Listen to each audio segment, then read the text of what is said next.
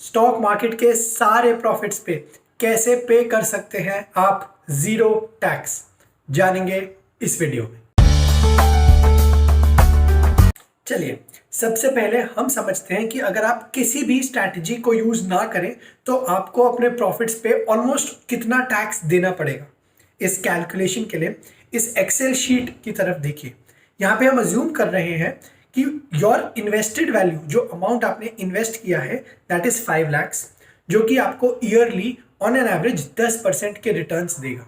आपका जो total holding period है, जिस टाइम तक वो इन्वेस्टमेंट्स आपके पास रहेंगी, वो है 10 ईयर्स। चलिए अब हम देखते हैं कि एट 10% रिटर्न्स आपका जो पोर्टफोलियो का वैल्यू है वो कितना हो जाएगा हर साल for the next 10 years. After first year this is going to become 5,50,000 at a 10% return.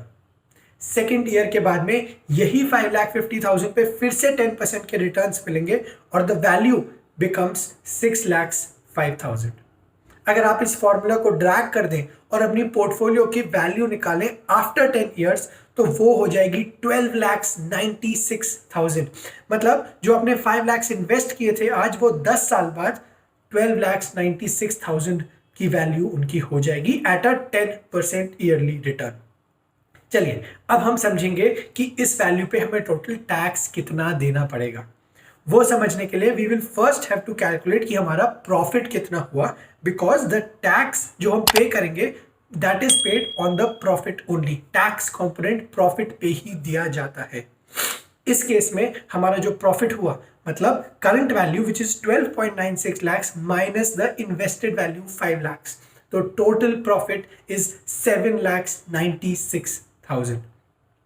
अब क्योंकि हम लॉन्ग टर्म कैपिटल गेन्स के अंडर आते हैं, क्योंकि हमारा जो होल्डिंग पीरियड है वो ग्रेटर देन 1 ईयर है, तो हमारे जो प्रॉफिट है उसके ऊपर लॉन्ग टर्म कैपिटल गेन्स लगेगा। But under the income tax we are said कि आप 1 लाख का जो प्रॉफिट है वो एग्जेम्प्टेड है फ्रॉम एनी टैक्सेस। तो जो प्रॉफिट हुआ है हमारा ऑलमोस्ट 7.96 lakhs का, उसमें से 1 लाख के ऊपर हमें कोई भी टैक्स देने की जरूरत नहीं है। तो अगर आप अपना टैक्सेबल प्रॉफिट देखें तो वो हो जाएगा 7.96 lakhs माइनस 1 लाख, मतलब 6.96 lakhs। इस प्रॉफिट पे आपको टैक्स पे करना पड़ेगा और वो टैक्स होगा 10% under the income tax act. अगर आप 10% के हिसाब से उसका टैक्स कंपोनेंट निकालें तो ऑलमोस्ट 69,000 से भी ऊपर, थोड़ा सा ज्यादा आपको टोटल टैक्स पे करना पड़ेगा। राउंड ऑफ कर दूं तो 70,000। तो सारा जो हमने प्रॉफिट किया उसमें से 70,000 हमें गवर्नमेंट को देना पड़ेगा एज टैक्स। पर अब हम समझेंगे कि किस स्ट्रैटेजी से इस 70,000 को आप जीरो बना सकते हैं। Absolutely zero tax on all your long term capital gains. Let's start. इस स्ट्रैटेजी को हम कहते हैं टैक्स हार्वेस्टिंग। इसके अंदर जब भी आपका प्रॉफिट 1 लाख या उससे ज्यादा हो जाता है और आपका होल्डिंग पीरियड 1 ईयर या उससे ज्यादा है, तो आप सेल कर दीजिए अपनी होल्डिंग्स और एग्जैक्टली 1 लाख रुपीज का प्रॉफिट बुक कर लीजिए। After you sell it off, buy it immediately at the price जिस पे आपने बेचा था। और आपको ये रिपीट करना है जब भी आपका होल्डिंग पीरियड 1 ईयर से ज्यादा होता है और आपका प्रॉफिट 1 लाख या उससे ज्यादा होता है। हो सकता है ये थोड़ा सा आपको कॉम्प्लिकेटेड लग रहा हो, but let us now take a look at the example जो हम अभी डिस्कस कर रहे थे with the help of this excel sheet. चलिए इस एक्सेल शीट में फर्स्ट ईयर के एंड में आपका जो पोर्टफोलियो वैल्यू था, आपने जो इन्वेस्ट किए थे 5 lakhs, उसका वैल्यू बन जाता है 5,50,000। टोटल जो आपका कॉस्ट है जो आपने इन्वेस्ट किया वो अभी भी 5 lakhs ही है। इस पे आपका जो प्रॉफिट बनता है वो हुआ 50,000। क्या आपका प्रॉफिट 1 लाख से ज्यादा है? नहीं। तो अभी हम कोई भी इंटरवेंशन, कुछ भी इसमें नहीं करेंगे, क्योंकि हमें पूरा बेनिफिट नहीं मिलने का लॉन्ग टर्म कैपिटल गेन्स का जो 1 लाख का टैक्स एग्जेम्पशन है उसके ऊपर। हम कोई भी प्रॉफिट अब बुक नहीं करेंगे और हमारी जो कॉस्ट है वो एज इट इज 5 lakhs ही रहेगी।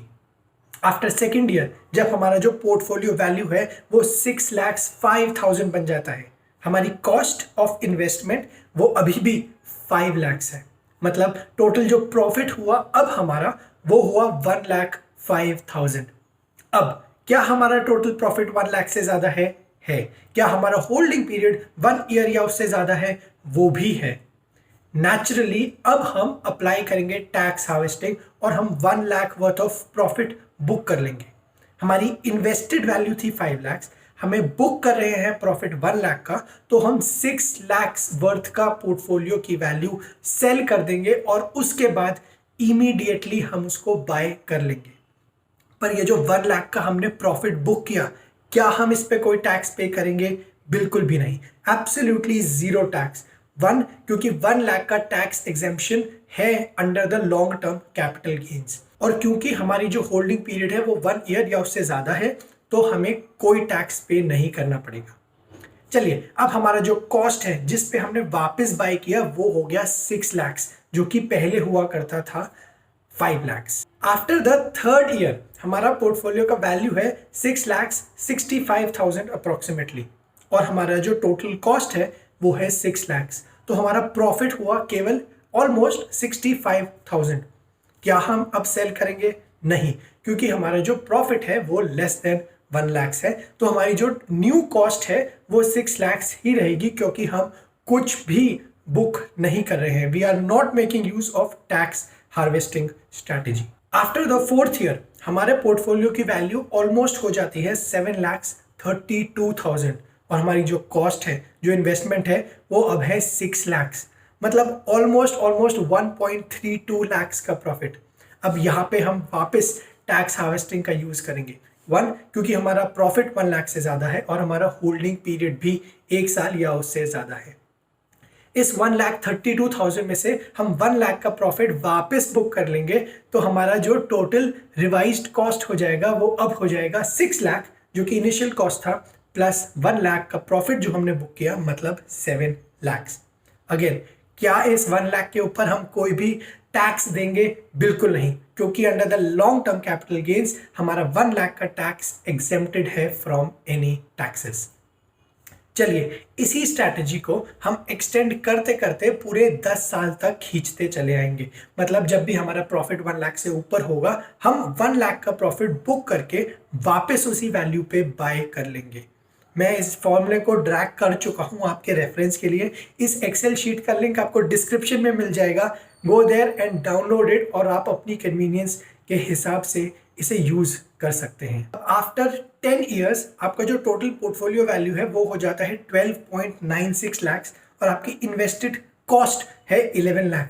आपको 1.96 लाख में से 1 लाख आप बुक कर सकते हैं एंड अगेन पे जीरो टैक्स। उसके बाद आपके पास बचता है 96,000 रुपीज का प्रॉफिट, जो आप 1 साल बाद वापस यूज कर सकते हैं अंडर द 1 लाख का exemption that long term capital gains provides. तो इसी तरीके से आपका जो टोटल टैक्स है इन पूरे 10 साल से मिला के वो बन जाता है 0 रुपीज। और इसी तरह हम एक 70,000 का जो कॉर्पस गवर्नमेंट को एज टैक्स दे रहे थे, वो हम बना सकते हैं एग्जैक्टली इक्वल टू 0, और हम अपना सारा टैक्स सेविंग्स कर सकते हैं through this strategy called tax harvesting. पर ये स्ट्रैटेजी इतनी भी सिंपल नहीं है। कौन सी है वो ऐसी 3 चीजें जो आपको जरूरी ध्यान रखनी है when you are making use of this strategy, जानेंगे नेक्स्ट सेगमेंट में। द फर्स्ट थिंग, पहली चीज जो आपको याद रखनी पड़ेगी वो ये है कि जब भी आप सेल करके वापस बाय करेंगे, आपको ब्रोकरेज चार्जेस देने पड़ेंगे। ये एक फ्री ऑफ कॉस्ट ट्रांजैक्शन नहीं होने की। व्हेनेवर यू सेल, और जब आप वापस बाय करते हैं, आपको अपनी डिपॉजिटरी को, आपको अपने ब्रोकर को एक बहुत छोटा सा हिस्सा as brokerage, as central depository fees देनी पड़ती है। इसमें सिक्योरिटीज ट्रांजैक्शन टैक्स भी आ जाता है, पर अगर आप इसका टोटल वैल्यू देखें वो बहुत छोटा होता है। But still as an investor आपको ये पता होना चाहिए कि this is not a free of cost transaction, तो थोड़ा सा कॉम्पोनेंट आपको देना ही पड़ेगा।